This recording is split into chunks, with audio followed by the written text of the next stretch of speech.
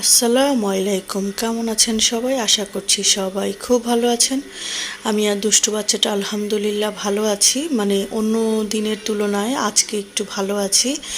যেহেতু আগামীকালকে সাবাহাতের তারপরে বাবলা, ছোট মামা, বৌমনিদের ইনভাইট করেছি, মালাং, তো সবাই আসবে, এই জন্য একটু প্রিপারেশন নিয়ে নিচ্ছিলাম। তো প্রথমেই হচ্ছে দেখেছেন অনেকগুলো চিকেন আস্ত রেখেছি, আর হচ্ছে কিছু কাটাকুটো করেছি ছোট করে, সেটাকে কারি করব।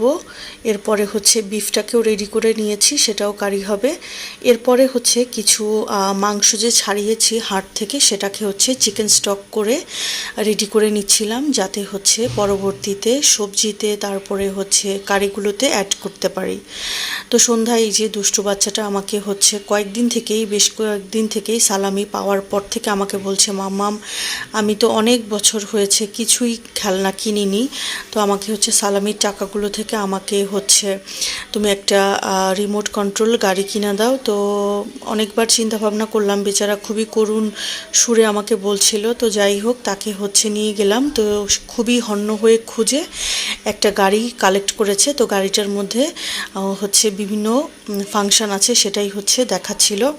এরপরে পাশেই হচ্ছে একটা ফুলের দোকান দেখলাম, প্লাস্টিকের ফুলগুলো দেখে তাকিয়েই ছিলাম। তারপরে একটু ক্ষুধা লেগেছিল মা মেয়ের, এরপরে এখানে একটু কাবাব নিয়েছি, সাথে হচ্ছে নান নিয়েছিলাম। এরপরে বাসায় চলে আসলাম। বাসায় এসে ড্রেস চেঞ্জ না করেই সে হচ্ছে গাড়িটা নিয়ে বসেছে।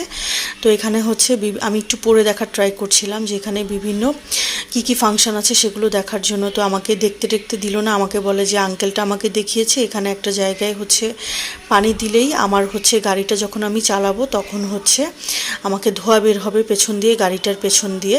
তো কি বলবো, আজকালকার ছেলে মেয়েদের তো হচ্ছে কোনো ইনস্ট্রাকশন পড়া লাগে না, তারা নিজেরাই পণ্ডিত, মায়ের পেট থেকেই তারা পণ্ডিতনি বের হয়ে যায়, কি বলবো। তো এটা হচ্ছে চার্জ দেওয়ার জন্য। তো সব কিছুই আমি দেখছিলাম যে ঠিকমতো এসেছে কি না।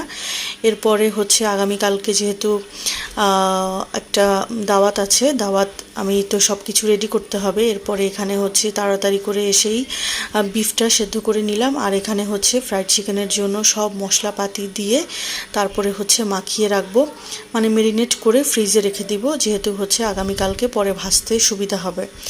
তো এখানে হচ্ছে আমি কর্নফ্লাওয়ারও অ্যাড করে দিয়েছি। এরপরে আমি দুটো বক্সে করে সুন্দর করে ফ্রিজে রেখে দিলাম, ময়দাটা আমি পরবর্তী দিন সকালবেলায় অ্যাড করব। তারপরে এখানে হচ্ছে ছোট ছোট পিস করে নিয়েছি চিকেনের কারি করার জন্য, তারপরে হচ্ছে রাইসে দেওয়ার জন্য, এরপরে ভেজিটেবল করার জন্য। তো দেখতে অনেকগুলো হয়েছে, আর ভাজতে গিয়ে আমার জীবন বের হয়ে গেছে। মনে হয়েছিল এক মুহূর্তে যে এগুলো রেখে দেই, মানে কয়েকবার, মানে মনে হয় 5-6 বার করে পুরো ফ্রাই প্যান ভর্তি করে দিয়েছি, ভাজতে অনেক সময় লেগেছে। আমার এক সময় মনে হয়েছে সব রেখে দিয়ে আমি গিয়ে ঘুমিয়ে থাকি। তো কি করব, এরপরে হচ্ছে এটাকে হচ্ছে ফিশ হচ্ছে সাওয়ার অ্যান্ড সুইট করব।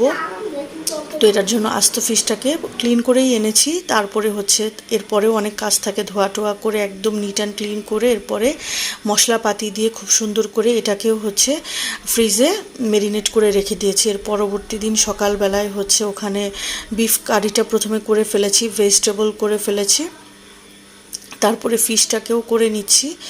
এরপরে হচ্ছে ফিশের মধ্যে যে সসটা অ্যাড করব সেটা আলাদা করে করে নিলাম। ফিশটা খুবই ভালো হয়েছে, আমি হচ্ছে প্রথম করেছি যখন আমাদের ট্রেনার শিখিয়েছিল, এরপরে হচ্ছে এবারই আমি প্রথম করেছি। এরপরে হচ্ছে ফ্রাইড চিকেন আছে এখানে, আমি ভুলেই গেছি যে চিকেন কারিটার ছবি বা ভিডিও কিছুই নেইনি, ভুলে গেছি। আচ্ছা, ভিডিওতে আছে এই যে চিকেন কারিটা করেছিলাম, এটার হচ্ছে এক্সট্রা কোনো আলাদা ভিডিও নেওয়া হয়নি, ভুলে গেছি। মানে এত সকালবেলায় টেনশন কাজ করছিল যে আমি রান্না ঠিকমতো করতে পারবো কিনা, আর কারো ভিডিও ক্লিপস নেওয়া হয়নি। আমার ফেভারিট পার্সন এই যে মুয়াজ বেবিটার নেওয়া হয়েছে, আর হচ্ছে আম্মুরা আসার সময় ফল ফ্রুটস এনেছে, কেক এনেছে আমার ভাই, তারপরে হচ্ছে মিষ্টি, অনেক কিছুই এনেছে। তো আসলে এত বেশি টেনশন কাজ করছিল যে সব রেডি করতে পারবো কিনা, এই জন্য হচ্ছে ভিডিও ক্লিপস বেশি নেওয়া হয়নি। তো আজকের ভিডিও ছিল এই পর্যন্ত। আল্লাহ হাফেজ।